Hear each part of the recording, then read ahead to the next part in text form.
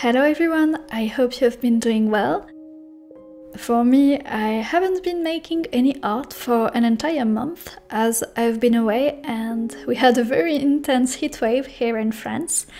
So hot that besides just sticking to my paper, if I tried to draw, I just couldn't think straight or do anything. Anyway, today I'm showing you the last piece I finished. It's a plaster cast drawing I did for a class at New Masters Academy. This was a two-part assignment. The first part was to block in the drawing and the second one was adding the halftones and strengthening the shadows to finish it. As you see here, I only recorded the second part of the assignment, so I'm starting with my blocked-in drawing and I'm slowly, very slowly, building it up.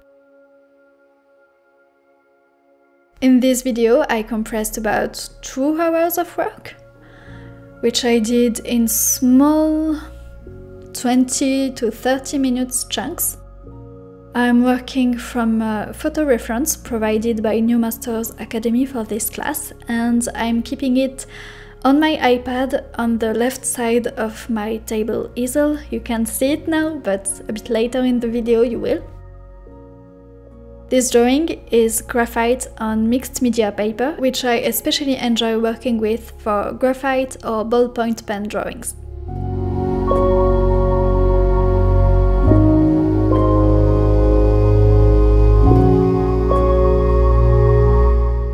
I am following a very clear process, first adding in the darkest halftones, then strengthening the terminator to give me more room to work with in the shadows and halftones, and then slowly building up the shadows and halftones while making sure that the darkest halftones remain lighter than my lightest shadow. I hope I had this right. The idea is to keep them very distinct.